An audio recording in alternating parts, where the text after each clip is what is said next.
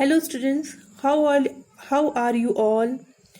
Hope you all are well and studying well through the online classes.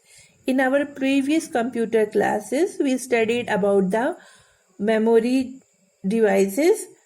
In this class, we will study about motherboard, SMPS, processors, ports, cards, and other output devices attached to the computer system. Now let us first discuss about the motherboard. See, this is the photograph of the motherboard. Do you see? In the main, it is the main circuit board. This green part you see is called the circuit board. Okay, it's a main circuit board in which other hardware devices are attached. You see, USB slot is there, then keyboard and mouse slot is there, then processors, power control, SMPS is there, processor is attached, RAM is attached here, floppy drive slot is there, hard disk drive slot is there, then CMOS battery, then graphical slot, everything is attached, PCI slot, everything is attached to this main motherboard. Okay, that's why it is called motherboard, because it is the main circuit. Now let us discuss what's written in the book. Motherboard is the main circuit board of the computer that lies in the CPU, to which all the hardware parts are connected. It is in form of large multi-layer printed circuit which contains connectors or sockets for attaching additional device. So as we discussed, these are slots. Slot means these are the places where other devices come and connect to the main motherboard. So this is the green part you see, this is a motherboard circuit here, and to which there are various slots to which other devices come and connect here. Now typically motherboard contains slots for processors, BIOS, ROM chip, CMOS setup, mass storage interface, serial and parallel ports, expansion slots, and all the controllers required for standard peripheral device like monitor, keyboard, disk drive. The chips that are attached on the motherboard are known as motherboard chipset. In short, it means that this is the main circuit. You can understand like this, that this is the main circuit in which all the devices come and get attached to it. Okay, so that's why it is called the motherboard. Now what is SMPS? SMPS stands for switch mode power supply. Now SMPS is an electronic regulator component that receives electricity from the main power supply and then supplies appropriate power to other components of the computer. Now before this you have to understand that all the components of the computer circuit do not require equal amount of voltage. Okay, they require different amount of voltage depending upon the job they are doing. So who is responsible for sending the adequate amount of voltage to each particular device? So this will be the SMPS, because SMPS sends the required voltage by each unit in the computer. So it takes the required amount of electricity from the mains or UPS and converts the electric current into DC current, which with the required voltage. So all the parts of the computer do not require the AC current. Most of them require the DC current, and this work is done by the SMPS, and as much voltage they require, it is sent by this one. It is sent by SMPS. Okay, it supplies power ranging from ±3 volt to ±5 volt to different devices inside the computer. Okay, now next one is the processor. What is a processor? Now this is the main part of the computer. All the calculation, arithmetical, logical, all the calculation are performed by the processor. Okay, Now it is the most important component of the computer system. It does all calculation and comparison in rapid speed. Rapid speed means at a very high speed. Its speed is measured in higher units of hertz. Okay, that is 9 megahertz. It is often called as the CPU. Some processors are Pentium series. Now dual core 2 Duo, then Athlon, IBM Cyrix, core i3, core i5, core i7, AMD X series, etc. So these are the various series of the processors, different types of the processors. Now come to ports. Now what are ports? Ports are the sockets. You see here, these are ports, no? Okay, these are the sockets. Okay, these ones. These ones are the sockets. So now, what are ports? Ports are the sockets that are used to connect external devices.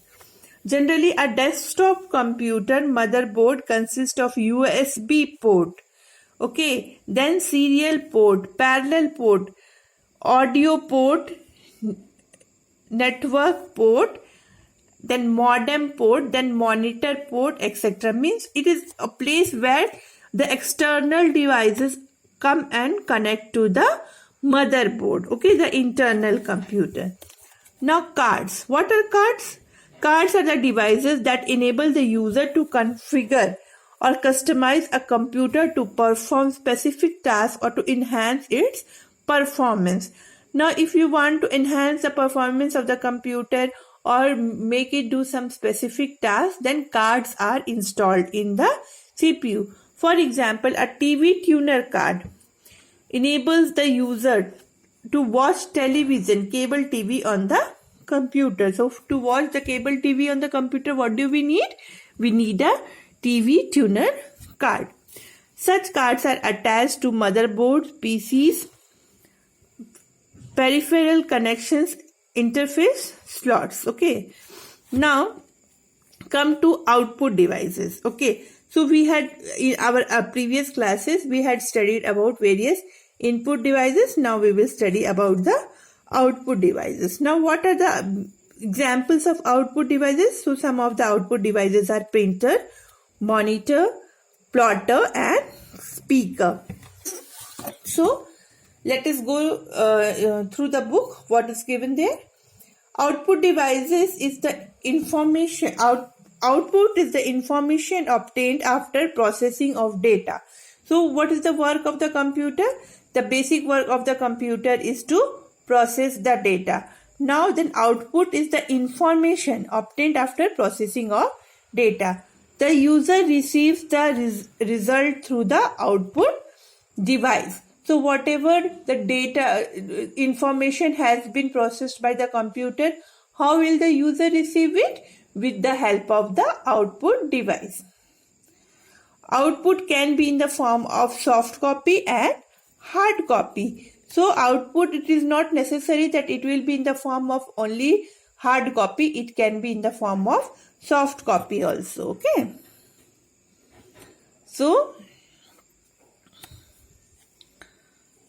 soft copy refers to digital copy which lies in the storage device, whereas hard copy refers to the printed contents on a paper or film. So the printed content is called the hard copy, whereas the software or the whatever content is there in the storage device is called as the soft copy. So some common output devices are printer, monitor, plotter and speaker. So all of you are very much aware of these all devices. Still we'll discuss little bit in detail. So the first one is the printer. So it is the most common output device we use to get the hard copy of the information. Okay, but still there are different types of printer based on the quality of printing, then speed, then printing mechanism. Okay, now you see here, basically the printer has been divided into two parts: impact printer and non-impact printers. Then again the impact printers. Now what is impact printer? Impact printer is a printer which where the head strikes on the paper. Okay, so dot matrix printer is the example of impact printer. Now this line printer, character printer are the part of impact printer, and non-impact printer are inkjet and laser printer. Okay, now come to speaker. Speaker everybody has seen? See, this speaker is attached to the computer system to get the music files. Okay, so a speaker is an output device that converts the electrical signals into sound waves that we hear. Okay, now in speaker, electric circuit of the music files is supplied to the magnet that pushes the diaphragm of the speaker back and forth, which creates pressure and vibration in the air, and the music is produced or the sound is produced. Now what is plotter? Come to plotter. So plotter is an output device that helps in printing high quality graphics. So basically the printer is used to print text. Okay, graphics also can be printed but not of that very fine quality. But plotter is used to print the high quality graphics, visuals, chart, graphs, tables and diagrams, etc. It can draw continuous lines and can produce output on the paper, polyester films and colored transparencies also. Okay, not only on paper but also polyester films and colored transparencies. In plotter, the figure are drawn by electronic pen, which is driven by a motor. It uses inkjet cartridges. Okay, the single or multicolored to spray color for drawing and sketching.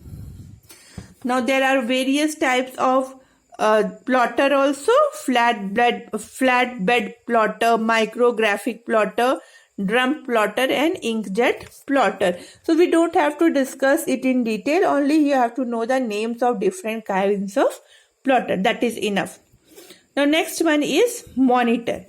Now monitor everybody has seen. See this is a figure of the monitor.